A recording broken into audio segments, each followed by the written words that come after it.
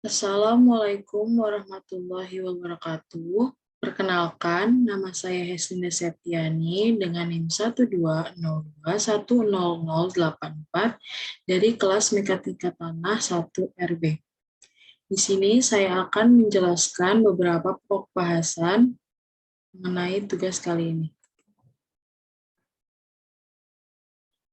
Yang pertama, ada beberapa pokok bahasan yang perlu kita bahas pada video kali ini, yaitu mengenai pembentukan bumi dan patahan, yang kedua mengenai jenis peta geologi dan kegunaannya pada bidang konstruksi, yang selanjutnya ada proses terbentuknya batuan, di mana ada jenis batuan dan mineral yang terkandung, dan yang keempat ada proses pelapukan batuan dan jenis tanah yang terbentuk.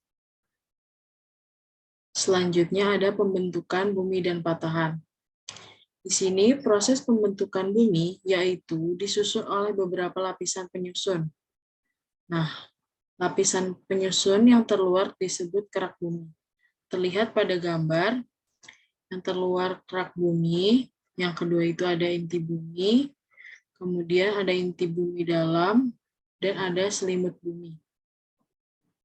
Dan di sini, bumi berasal dari suatu bagian atau gumpalan kabut raksasa yang merupakan hasil ledakan yang sangat dahsyat, yang kemudian membentuk galaksi dan nebula.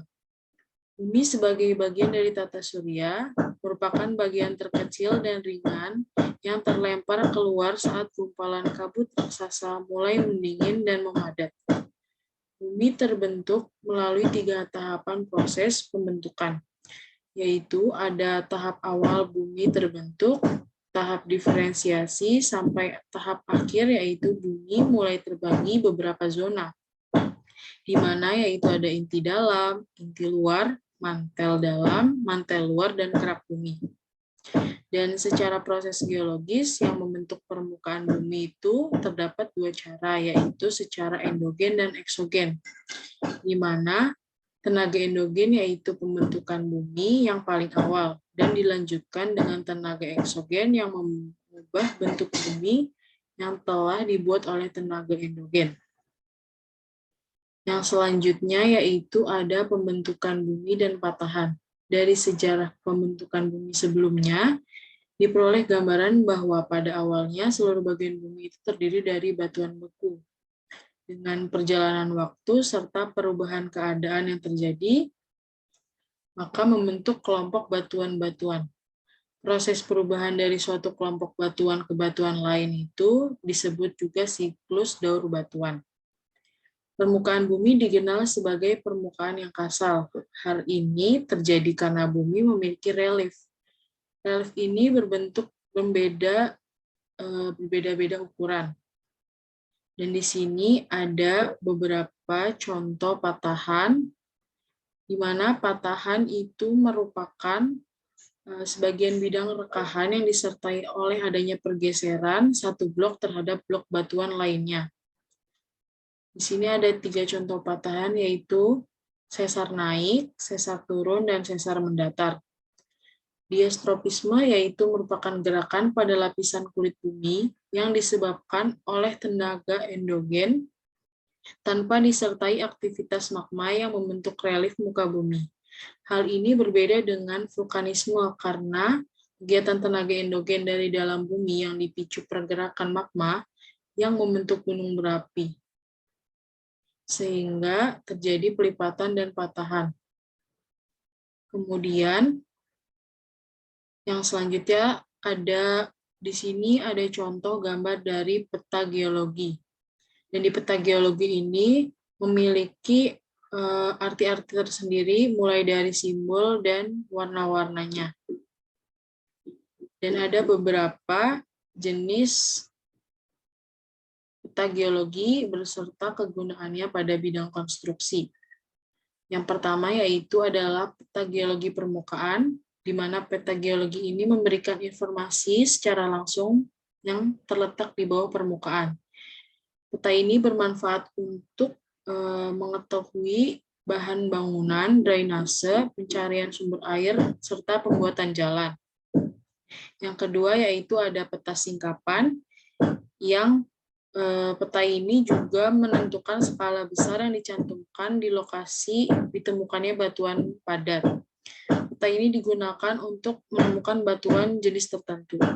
Dan yang ketiga ada peta ikhtisar geologis, di mana peta yang diberikan ini memberikan informasi formasi tersingkap melalui lapisan endapan Holosen. Dan yang keempat ada peta struktur, di mana peta ini memiliki garis-garis kedalaman yang konstruksinya memiliki permukaan sebuah lapisan yang terletak di bawah permukaan. Selanjutnya ada peta isopek, yaitu peta yang memberikan garis-garis yang menghubungkan titik-titik sebuah formasi atau lapisan dengan ketebalan yang sama. Dan yang keenam ada peta fotogeologi, di mana peta ini dibuat berdasarkan pada interpretasi dari foto udara, dan peta ini diambil berdasarkan gambar sebenarnya di lapangan. Dan yang ketujuh ada peta hidrologi, di mana peta ini menunjukkan kondisi air tanah yang terdapat pada daerah yang dipetakan. Jadi di dalam peta ini kita juga harus mengetahui kondisi air di mana bangunan tersebut akan dibangun. Melalui peta ini juga dapat diketahui lapisan kedap air maupun tidak kedap air. Nah, di sini merupakan peta geologi contoh dari Provinsi Banten, Kabupaten Lebak. Di sini ada warna-warna yang berbeda serta simbol-simbol yang menunjukkan arti tertentu dari sebuah denah di peta. Nah, selanjutnya kita masuk ke dalam proses terbentuknya batuan dan jenis batuan dan mineral terkandung. Di sini saya ada gambar di mana ada magma, batuan beku, batuan sedimen, dan batuan metamorf. Pada magma ini, seperti tanda panah hitam ini menunjukkan pembekuan magma. Jadi magma mengalami proses pembekuan yang dapat menjadi batuan beku. Nah, di dalam batuan beku ini dapat terjadi proses di tanda panah kuning ini yang menjelaskan terjadi proses erosi, transportasi, pengendapan, dan konsolidasi sehingga membentuk batuan sedimen. Nah, kemudian setelah menjadi batuan sedimen ini, dilanjutkan dengan panah ungu ini yang berarti batuan sedimen bermetamorfosa karena suhu dan tekanan yang tinggi atau yang biasa disebut dengan proses rekristalisasi sehingga membentuk batuan metamorf, yang kemudian batuan metamorf ini mengalami peleburan sehingga menjadi magma dengan suhu yang tinggi. Begitu seterusnya ketika magma mengalami proses yang sama dari bermetamorfosa menjadi batuan metamorf, kemudian mengalami erosi, transportasi, pengendapan, dan konsolidasi ke arah batuan sedimen dan kembali lagi ke magma. Dan hal tersebut terus terjadi yang disebut dengan proses terbentuknya batuan. Yang selanjutnya ada beberapa tipe dari batu-batuan. Di sini ada igneous, itu adalah magma. Kemudian ada sedimentary, yaitu batuan sedimen. Selanjutnya ada metamorf. Nah, di magma ini terdapat beberapa jenis, yaitu ada granit, skoria, pumice, dan obsidian. Kemudian di batuan sedimen itu ada sandstone, kemudian ada limestone, kemudian ada shale, kemudian ada conglomerate, dan gypsum. Dan di batuan metamorf ini terdapat marble, kemudian ada slate, ada quartzite, dan gneiss. Dan di pembahasan terakhir yaitu mengenai proses pelapukan batuan dan jenis tanah yang terbentuk. Di sini ada 4 gambar batuan, ada 4 gambar proses pelapukan batuan yang membentuk tanah. Di sini, di gambar A ini sudah dijelaskan bahwa batuan induk mengalami pengaruh iklim dan cuaca. Dan di sini terdapat batu besar, jadi itu awalnya batu ini besar, kemudian terpengaruh mengalami proses yang disebabkan oleh cuaca. Di sini ada angin, ada pergantian siang dan malam, kelembapan udara, seperti itu. Kemudian beralih ke gambar yang B, yaitu batuan induk pecah dan mengalami pelapukan. Nah, di gambar yang A ini, batu besar ini mengalami pelapukan dan pemecahan, sehingga menjadi beberapa bagian dari satu bagian utuh mengalami pelapukan dan pecahan. Kemudian dari gambar B menuju gambar C ini, ada beberapa makhluk hidup yang membantu proses dari pelapukan batuan sehingga membentuk tanah ini, mulai dari tumbuhan atau daun-daun kering yang berjatuhan, kemudian hewan seperti cacing atau daun yang busuk yang membantu proses pelapukan si batu ini. Dan dilanjutkan ke gambar yang D, yaitu proses pelapukan membentuk tanah yang semakin tebal. Dari proses yang sudah terjadi ini, batu yang kemudian melapuk, kemudian memadat sehingga membentuk bagian yang disebut dengan tanah. Nah, di tanah ini juga memiliki beberapa jenis. Di sini ada beberapa jenis tanah. Yang pertama yaitu ada tanah vulkanis yang disebut andosol. Nah, tanah vulkanis ini atau tanah andosol berasal dari hasil pelapukan debu vulkanis dan material letusan gunung api. Jadi ketika gunung berapi meletus itu terdapat debu-debu vulkanis yang keluar dari dalam gunung dan itu disebut tanah vulkanis. Kemudian yang kedua yaitu ada tanah aluvial. Nah, tanah aluvial ini berasal dari endapan lumpur sungai. Jadi endapan lumpur sungai ini biasanya terdapat di bawah air sungai atau di pinggir-pinggir sungai itu disebut tanah aluvial.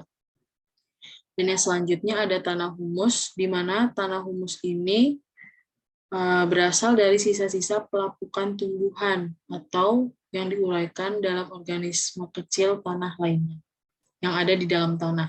Jadi proses pelapukan yang tadi sudah dijelaskan atau proses terbentuknya tanah tadi itu merupakan salah satu contoh proses terbentuknya tanah humus karena dapat berasal dari sisa-sisa pelapukan tumbuhan dan hewan-hewan atau makhluk hidup di sekitarnya sehingga terbentuk tanah dan tanah itu disebut tanah humus. Kemudian yang keempat ada tanah laterit. Tanah laterit ini merupakan tanah yang terjadi karena adanya pelarutan garam di dalam batuan, sehingga tinggal oksidasi besi dan aluminium. Dan yang selanjutnya yaitu ada tanah kapur atau disebut dengan terra rosa.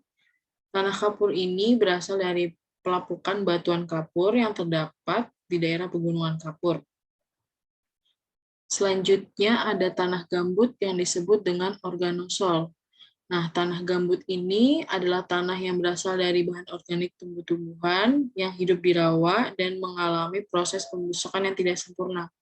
Nah, tanah gambut dan tanah humus sama-sama mengalami proses pelapukan yang disebabkan oleh makhluk hidup, tapi bedanya tanah gambut ini berasal dari tumbuh-tumbuhan yang ada di rawa dan proses pembusukannya itu terjadi tidak sempurna.